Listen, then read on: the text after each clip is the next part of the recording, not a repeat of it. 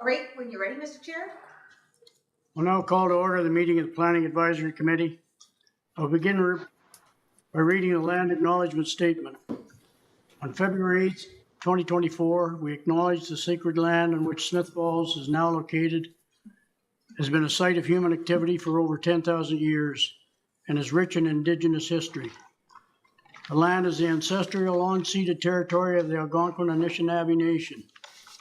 We are grateful to the Algonquin ancestors who cared for the land and water in order that we might meet here today. We are also grateful to the Algonquin people for their contribution in the making of the Rideau Canal, which runs through Smith Falls. We are mindful of broken covenants and the need to reconcile with all our relations. Together we care for this land and each other, drawing on the strength and the mutual history of the nation building through peace and friendship, being mindful of generations to come. I'm John Wanless, Chairman of the Planning Advisory Committee. I'll now introduce the committee members and staff in attendance. Please raise your hand when I state your name. Jacqueline Grimes. Present. Stephen McGuire. Present. Yvonne Robert. Present. Councillor Stephen Robinson. Present. To review, committee members are asked to raise their hand and wait until called upon by the chair if they wish to speak.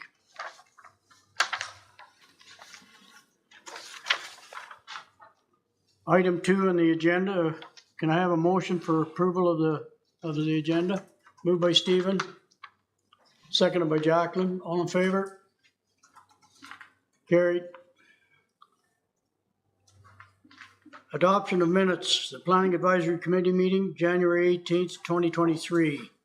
Can I have a motion? Moved by Yvonne, seconded by Jacqueline. All in favor? Carried. Any disclosure of monetary interests?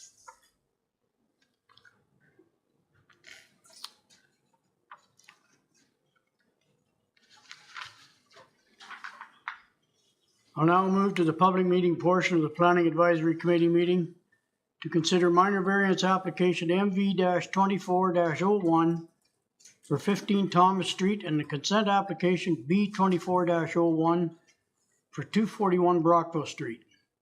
This meeting is the opportunity to provide feedback on these applications, and the Planning Advisory Committee welcomes any questions and comments you may have. We encourage you to provide feedback at this public meeting, as the Planning Act rules suggest that the public's ability to voice objections later in the process may be limited if a written or oral comment is not submitted. The Planning Advisory Committee is the decision-making authority for these applications. The committee will review the applications and any comments or concerns from the public to inform their decision. I'll now pass the meeting over to Planner Richard Grant to report on application MV-24-01. Following the presentation, we will open the floor to comments from the public. Richard? Good afternoon, everyone. Today we'll be discussing minor variance application MV-24-01 for 15 Thomas Street. So here we can see the key map for the subject property at 15 Thomas. The applicant is requesting to vary section 4.29, which is table 4-10, permitted yard, setback, and height encroachments of the bylaw, retroactively seeking relief of 1.2 meters from the exterior side yard to accommodate an existing unenclosed deck measuring 5.08 meters. An encroachment agreement would be required to formalize the 0.21 meter encroachment into the municipal regulations. So that is a separate process. Here we see the property survey. We have a close-up version of the property survey for us to review. On the shaded side, we see the unenclosed deck, and we can see the property line, which is going all along with the property on the exterior side. And we can see the small red pin right here. Essentially, we can see the 0.21 meter encroachment that's highlighted with the rectangular bar there. So the applicant is retroactively seeking zoning approvals for their existing unenclosed deck and seeking to vary section 4.29, the new deck was constructed at the property line with a small portion encroaching onto the municipal right of way. And for the intent of this meeting, we're going to consider the existing deck as a proposed deck, just for the sake of the assessment. Here we can see the images of the existing house, and we have a close-up version view of the deck for the exterior side yard, and we have a front view, if that makes it easier to, I guess, understand the proximity of the deck to the municipal right of way. So for agency and public consultation, we were consulting with the Department of Public Works and the Chief Building Official. The Department of Public Works does not object to this proposal, and they recommend that the existing agreement is to be replaced. It included a termination clause, which basically says that if the land is needed for municipal operations, that would be removed at cost of the applicants. And the CBO does not object to this proposal and has no comments. So for a test of the Planning Act, we needed to be passed in order to approve of this application. Test number 1 would be conforming to the general intent of the official plan. Application conforms to the general intent of the official plan because the residential nature of the subject property will not be changed by this proposal, and the existing deck enhances the functionality of the residential dwelling because it facilitates access to the exterior side yard, and the proposed development does not represent any anticipated impacts on the neighborhood's character or the functional use of the sites. Test number 2 is conforming to the general intent of the zoning bylaw. The proposed deck will not facilitate or encourage any compatible uses, nor does it interfere with the full functioning of the road, which is Smith Falls Avenue. So the application largely conforms to the general intent of the zoning bylaw. Test number 3 is the application desirable and appropriate. Staff are of the opinion that the deck presents an individual opportunity to create a more desirable improvement of the main dwelling by facilitating access to the exterior side yard. Is it minor in nature and impact? Staff are of the opinion that there will be negligible impact on drivers and vehicular traffic as Smith Falls Avenue terminates at the subject property. There is minor anticipated impacts on pedestrian activity because the sidewalk on Smith Falls Avenue is opposite the subject property, and the Department of Public Works confirmed that there will be minimal impact anticipated on municipal operations such as snow removal. So planning staff are of the view that the proposal presents a reasonable solution on the subject property, and the proposal can be demonstrated to meet the 4 tests set up by the Planning Act. So these are the conditions that we would be looking for that applicants obtain approval from the town for the enforcement of the structure into the municipal road allowance, and that this specifically applies to the deck located and identified on the survey presented today. Thank you. Thanks, Richard. I'll now call on the applicant or their agent to the podium if they wish to speak to this application. Fine with that. Thank you. I'm the applicant. I'm fine. Thank you. I think it's pretty much all covered.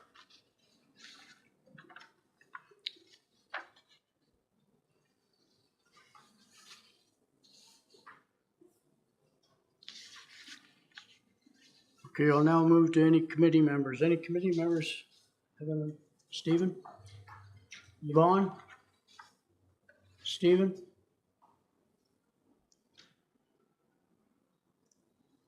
Jacqueline?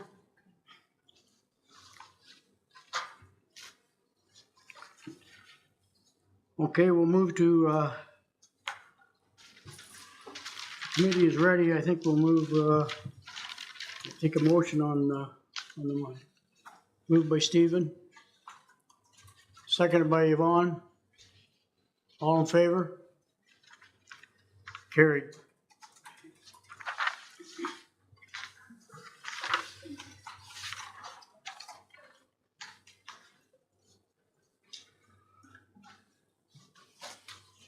That ends the process for the application for MV-24-01. Any requiring any further notice regarding this application is asked to leave their full name and mailing or email address on the sign in sheet located at the table by the door. If you have any questions on this application or the process, I invite you to get in touch with the planning clerk.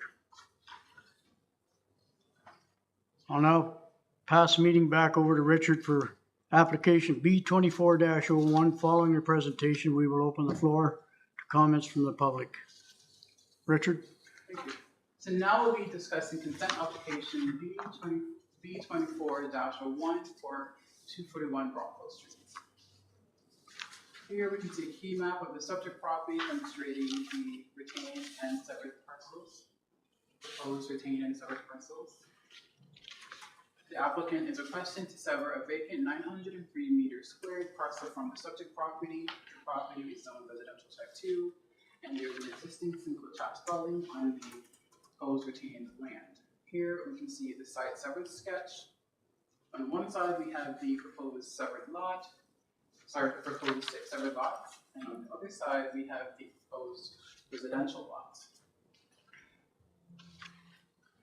In 1969, October 30th, there was conditional approval to retain a vacant parcel measuring approximately 735.0 meters and to sever the remaining piece of a large land. The parcel to be retained was proposed to form an extension of Marguerite Street. Later on the next year, in 1970, a portion of the retained vacant parcel was sold to the owner of Lot 17, now 241 Brockville Street, and large residential property. So we can see here in the 1969 property survey, so the portion highlighted is essentially what 241 Brockville Street is today. So where it says that Lutheran Church is actually where the current Salvation Army is existing. And so where you see Marguerite Street, where the street that was highlighted in red, that was supposed to form a road that would be Marguerite Street. But clearly that didn't happen all the decades ago, and here we are today. So now we're only here to sever the proposed vacant lots, and the applicants at this time do not have any planned development for the proposed lots. So here we can see the side view of the proposed severed and retained parcels. So on one side we have the side that's being proposed, and so further into the distance is a cedar tree that forms essentially the corner of that lot. And on the other side, you can see the proposed retained lot.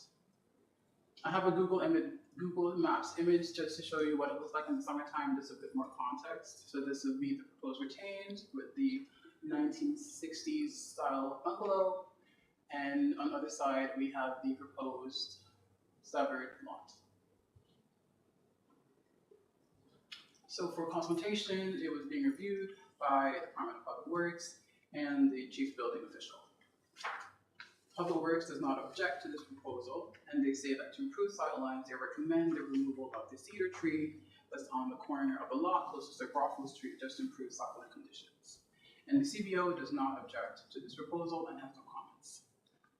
So for review of this application, the official planner is being consulted, reviewing sections LU 2.6, section 4.5, and section 6.3. As well as the zoning bylaw for the residential zone, which is residential type 2, as well as the provincial policy statement. So for the evaluation of the proposed severed lot, we're looking for if it conforms with the official planning zoning bylaw.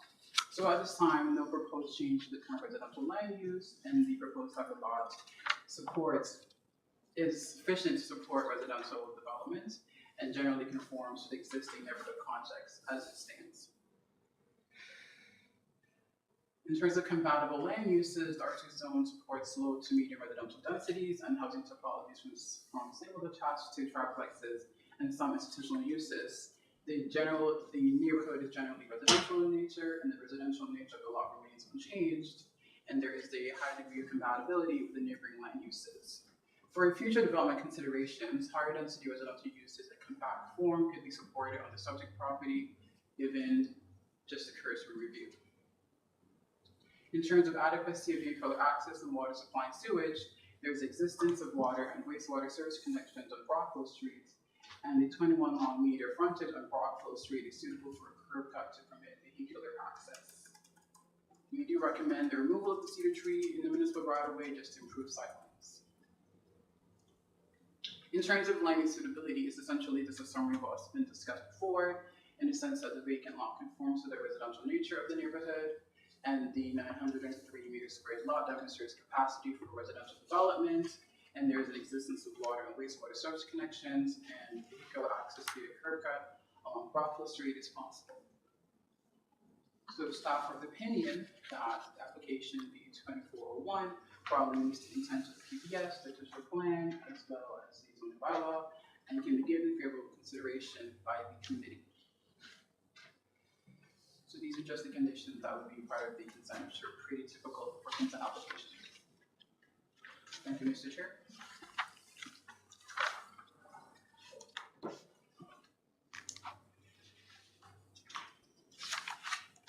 Thanks, Richard. Are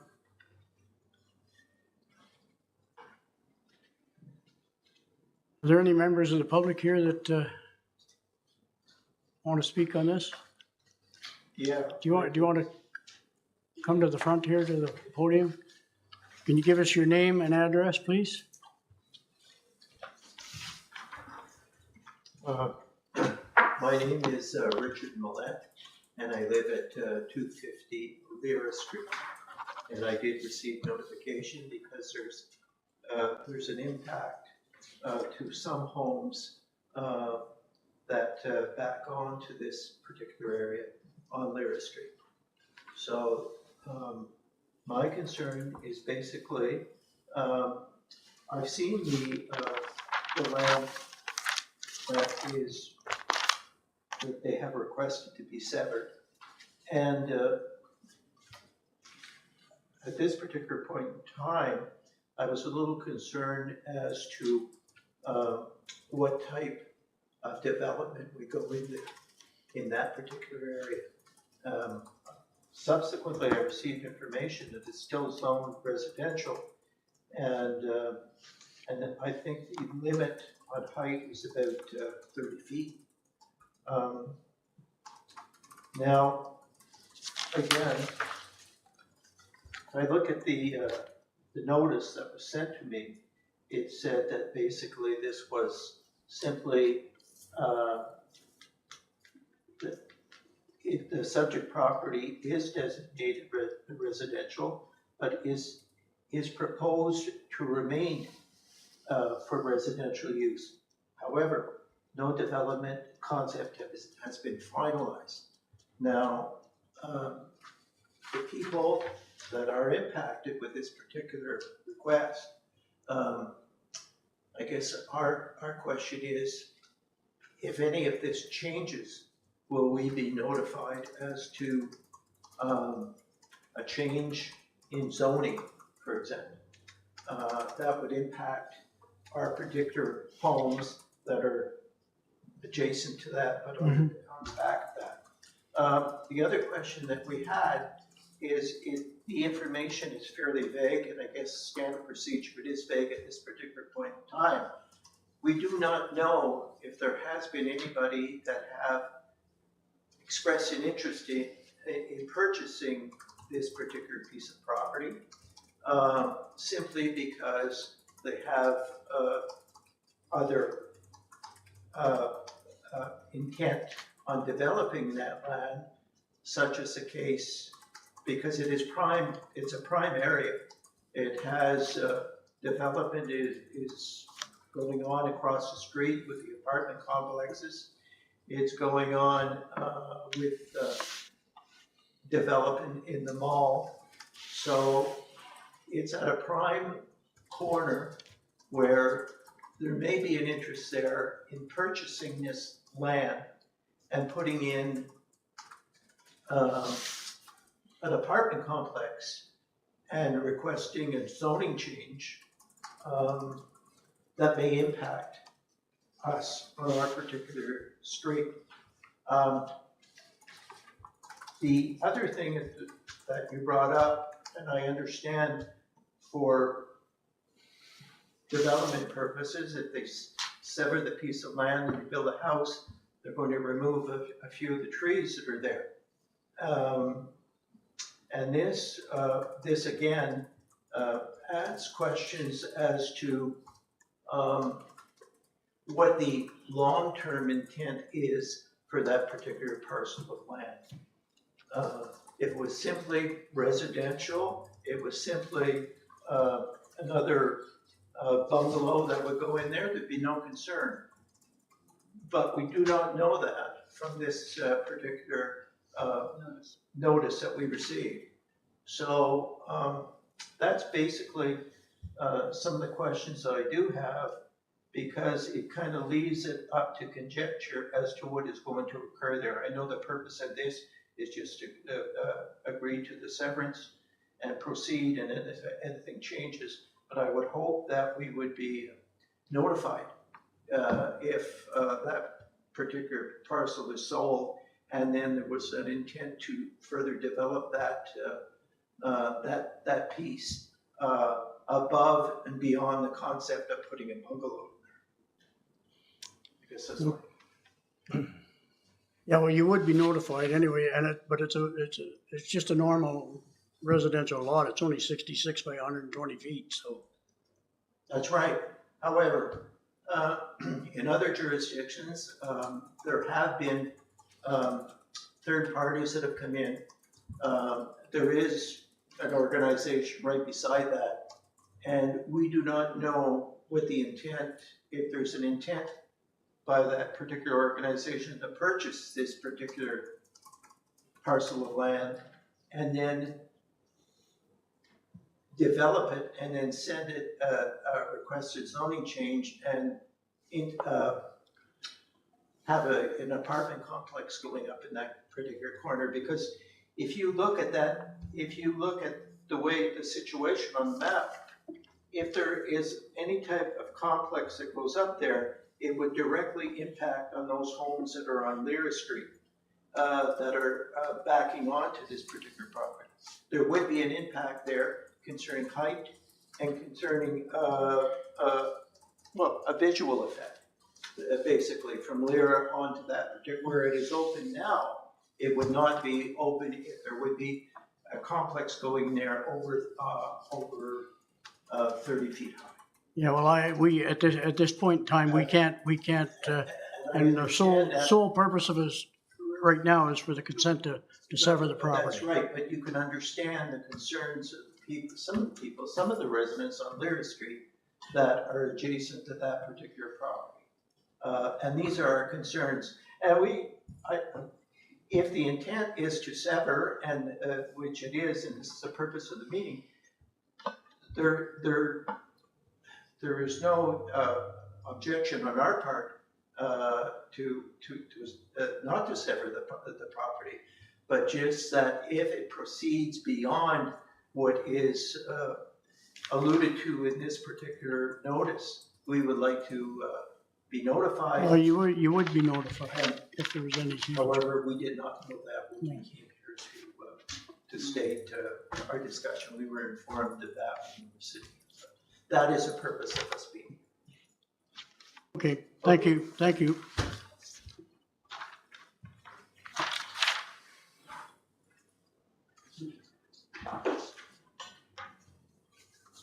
Anyone else?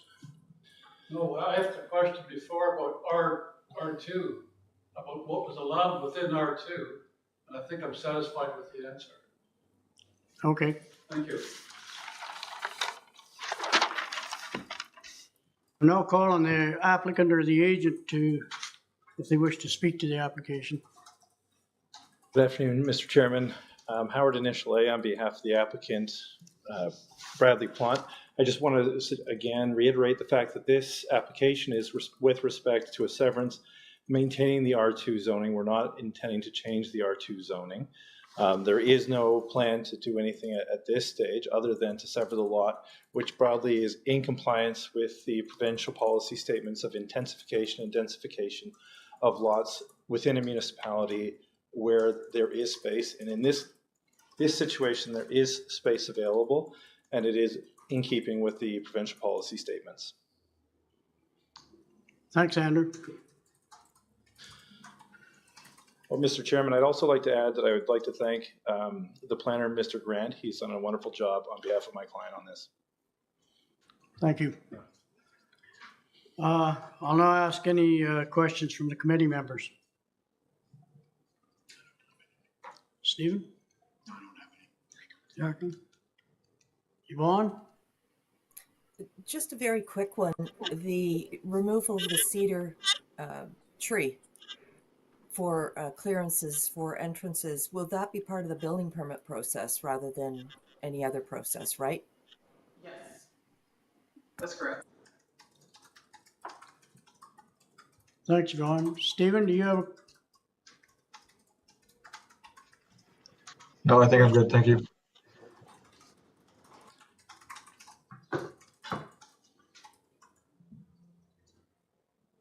I'll now ask the committee to make a decision on this consent of application to entertain into a motion.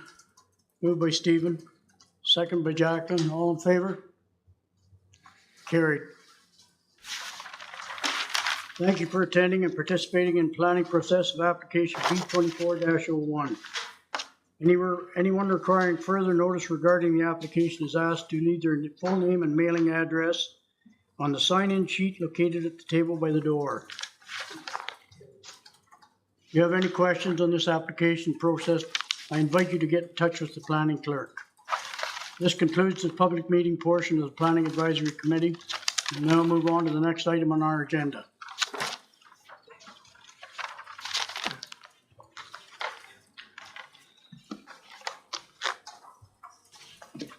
See you guys. Thank you. Priority.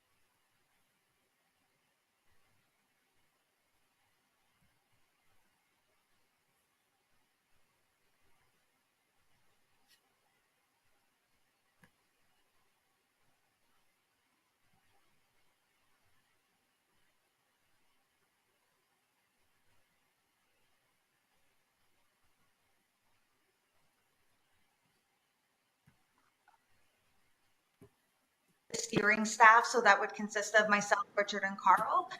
The steering committee's only called together, it's called together less frequently, so at certain touch points, so say after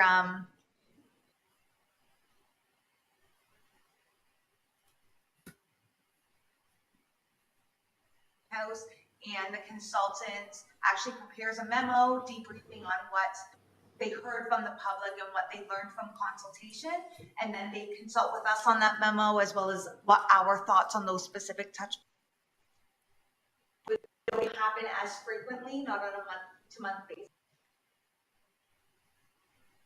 We do biannually. It really does depend on how fast a consultant feels that they can tackle on certain touch points.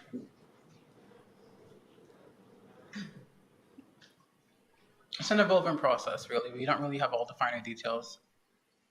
So what the RFP does look for is that this project be completed by the end of 2025. So this is a multi-year project.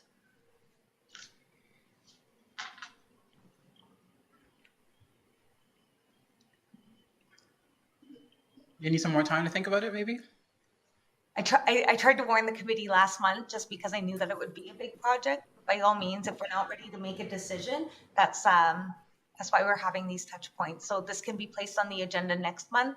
But if you have any questions, I guess, in the meantime, or even at this meeting, I'm happy to answer anything I can.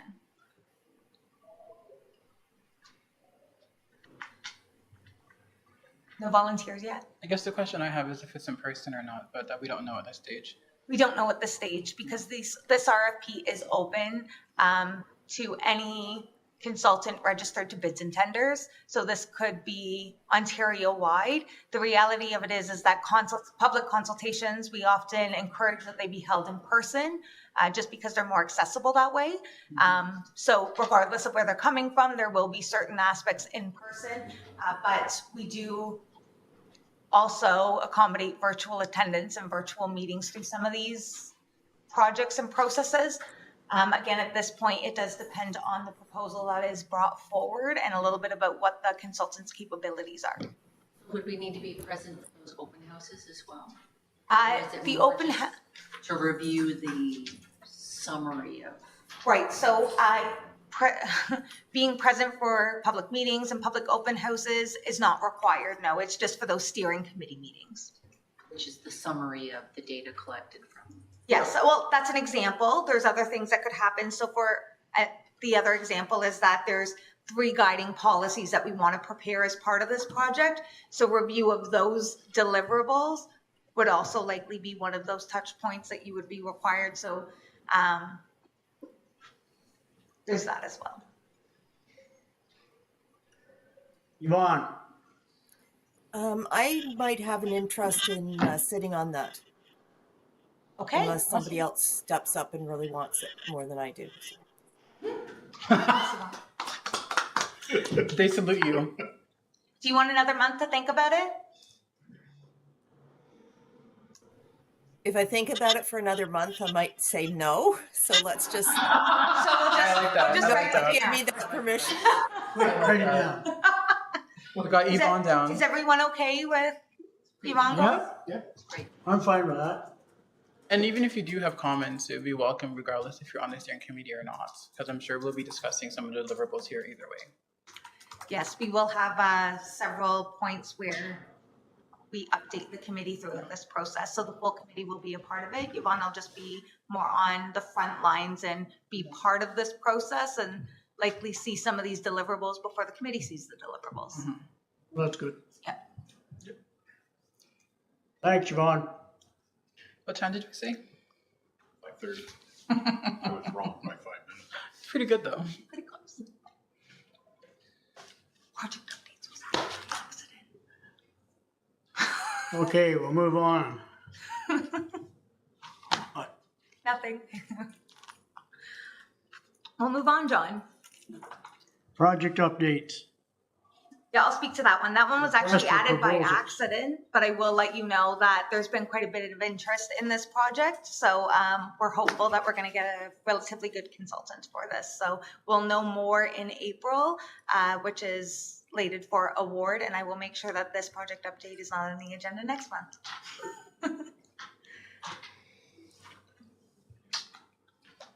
Item number 8, next meeting, Planning Advisory Committee meeting, March 14th, 2024. Shoot. I have a motion for adjournment.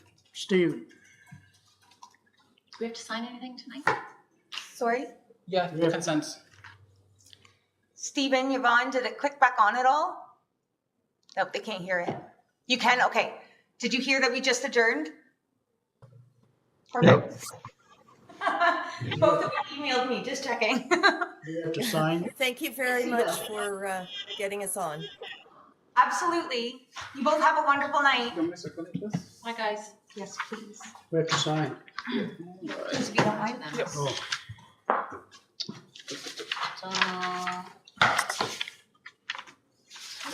There we go.